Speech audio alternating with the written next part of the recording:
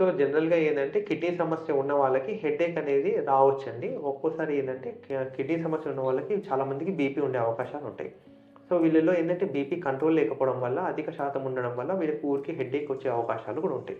So, blurring of visions, ఊరికే headache రావడము, vomiting sensation ఉండడము అనేది సహజంగా ఉండొచ్చు. ఇంకోసారి ఏందంటే కిడ్నీ సమస్య ఉన్న వాళ్ళకి క్రానిక్‌గా అంటే ఎప్పటినుంచో కిడ్నీ సమస్య ఉన్న వాళ్ళకి బాడీలో మెల్లమెల్లగా వేస్ట్ అనేది కొద్దిగా జమైతూ ఉంటది.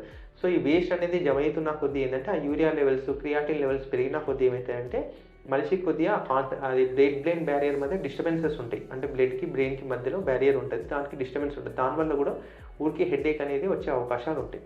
ఇంకా లాస్ట్ థింగ్ ఏందంటే, ఇట్లా కిడ్నీ సమస్య ఉన్న వాళ్ళకి స్ట్రోక్ వచ్చే అవకాశాలెక్కువ. అంటే పక్షవాతం వచ్చే అవకాశాలెక్కువుంటాయి.